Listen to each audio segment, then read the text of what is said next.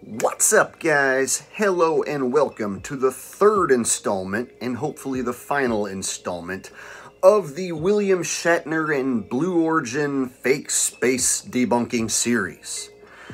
So I have watched this video a bunch of times, like 10-15 times now, and I've noticed some things that I didn't notice the first time around or the second time around, and I have discovered new evidence that I want to present to you guys. I have also changed my mind on how I think this whole fake space mission was done.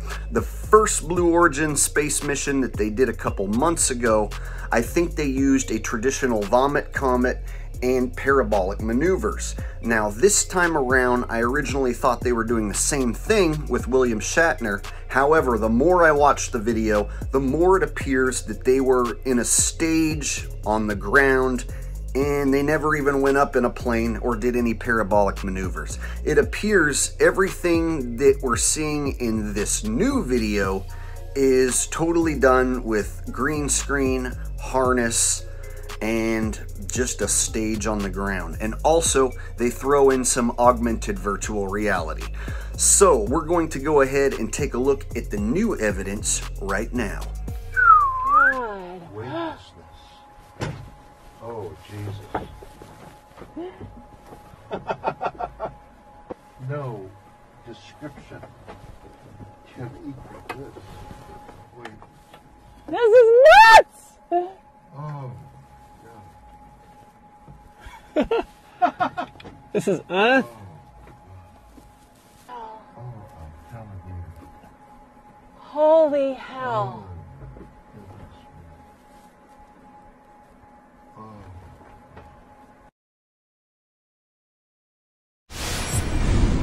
Alright, so the first thing I want to point out is I originally thought this was done in a vomit comet. Now after going back and watching, it appears that all these maneuvers are just regular old harness, like high wire trapeze, such as that lady right there. You notice she's not doing any complex flips or anything. She's just being raised up slightly. You could basically just have a few people just yank on a fucking rope and just raise her up slightly. The more times I watch this video, the more I realize William Shatner doesn't really do any floating at all. If you look at this scene, he stares at this other guy who's floating, and it's as if they have a few people off to the side yanking on a rope and then getting this guy to raise slightly, and then William Shatner just stares at that guy while he's not floating at all. So let's take a look at my favorite piece of evidence that this whole thing is a bunch of bullshit. Let's look at this lady's hair. Look at it. Just look at it. Hey, how come it's not sticking straight up like all the other women who go to space? Whenever we see examples of women on the International Space Station, or over on the other space company SpaceX, the women's hair shoots straight up. But this lady's hair, nope, doesn't do that at all. In fact, you just see one little piece of hair off to the left there just slightly move. It slightly fluffs upward. Meanwhile, all the other examples of women in space, their hair goes shooting straight upward. Seems like a major inconsistency that this one lady's hair just happens to stay in place. Oh, except for that one little strand right there. Alright, so here's another thing I noticed after watching several times. On the landing, we see this first shot where there's 3 parachutes, and then they skip to another shot where there's only 2 parachutes. So apparently one of the parachutes left the screen and is nowhere to be seen.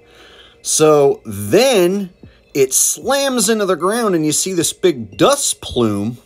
Now they're saying that when this thing slams into the ground, that it had air thrusters and it thrusted some air just as it was hitting the ground to soften the blow. So it was like they landed on a nice pillowy cushion of air. That's the official scientific quote-unquote explanation, is that they shot some air out of the thrusters just before they slammed into the ground.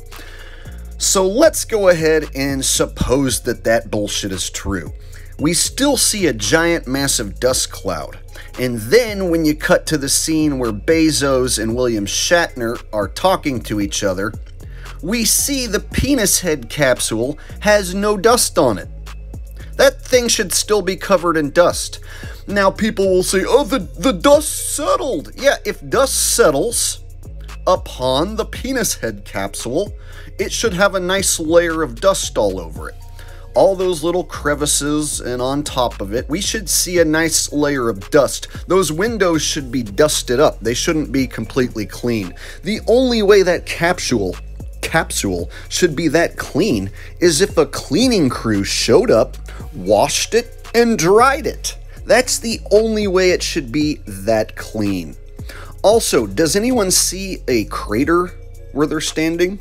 Does anyone see a big blast crater from where those thrusters shot up all that dust? It's as if they had a dirt crew come fill in the crater. And it looks like all of the sagebrush bushes in the background are fully intact, so that big blast of all that air thrusting didn't damage any of those old, dry, crinkly bushes at all. Yeah, no blast crater, no dust on the penis head capsule, all the bushes are still intact in the area. Sure, makes perfect sense. Oh, hey, where's the parachutes? You know, all those big giant parachutes, where are they? I look and I don't see them in any of the shots. I don't see any wires hanging around. You know, the capsule had wires that were attached to big giant chutes, and then we don't see any of that stuff. So basically, a cleaning crew came in, cleaned up all the parachutes, cleaned off the penis head capsule, dried it off, and then they shot the final scene. Makes perfect sense. I also want to go back and take a look at this clip that I showed in my last video. It appears that they are using augmented virtual reality. This object starts to glitch after it passes by the window. It moves in a very unnatural way, indicative of augmented virtual reality props being used. So, when I originally watched this, I thought we were looking at a potato chip flying by, or maybe a piece of candy, but upon further research, I believe it is a toy spaceman. Whatever it is, it appears to be virtual reality, and the use of any sort of virtual reality prop, no matter how tiny or insignificant it may seem, basically makes the whole thing bullshit. Someone said, oh, so just because this tiny object is glitching a little bit makes the whole thing fake? Yes. If they are using augmented virtual reality props, even the tiniest little stupid thing glitching proves that it's fake. And if they're going to go as far as to use augmented virtual reality and fake these floating objects inside, then that means I can't trust anything I see happening inside. I want to thank you guys for watching this Blue Origin debunk series. If you missed part 1 or part 2, go back and watch both of them. They are also great videos as well. And until next time, please like, share, and subscribe, and I'll see you later. Peace.